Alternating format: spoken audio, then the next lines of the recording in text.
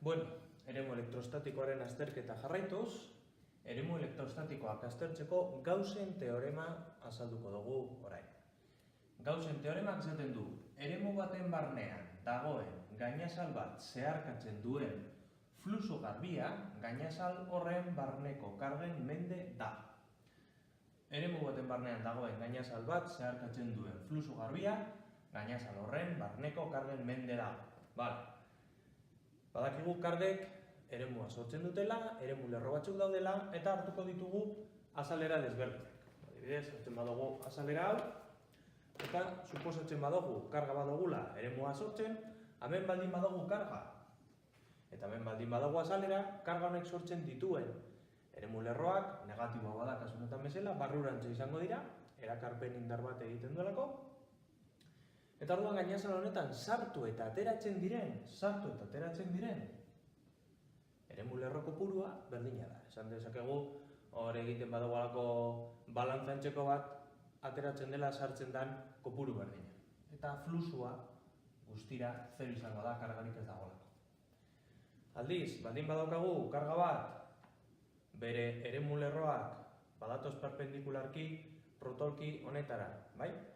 Azalera barruan baldin badago karga, hemen baldin badago karga, azalera barruan sartzen dira eremu lerro asko eta kasu honetan ez da bat ere ateratzen. Hortaz, fluxuaren definizioa gogoratuz, azalera batean zenbat eremu lerro sartzen diren buruan edukita, esan dezakegu fluxua ez dela 0.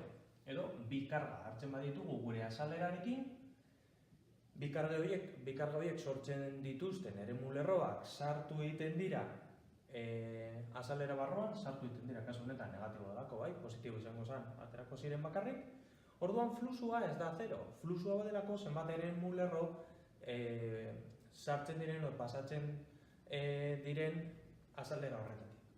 Hortaz, logikoa da pentsatzea, fluxuak badaukala zer ikusia azalera barruan dagoen karga eta zein ingurunetan lan egiten ari garen hoiekiko, bai.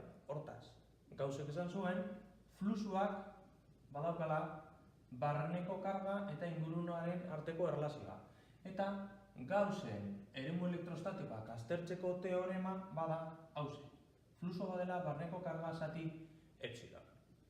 Eta aurreko bideoan azaldu dugun moduan, fluxua bera bada azalera batetik zenbat eremu lerro pasatzen diren. Hurrengo bidean, hasiko gara, karga puntual bat, ari batek eta xafla batek sortzen duten eremuaren intentsitatea kalkulatzen. Horretarako erabiliko ditugu fluxuaren bi adierazpen hauek. Fluxua bi modu desberdinetan adierazten dugunez, bi modu horiek berdindu ditzakegu. Eta egingo duguna izango da,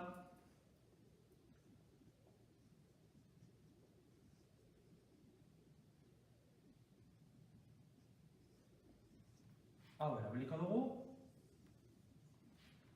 karga jarraien banaketak sortzen dituzten eremu intentsitatea kalkulatzeko.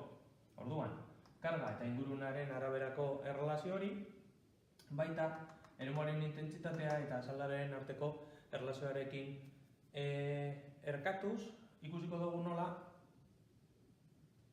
azalera horrek emango digu topologia edo itxuraren araberako emaitza desberdin bat. Hasiko gara ari batekin, hasiko gara esfera batekin, gero ari batekin eta xafla batekin.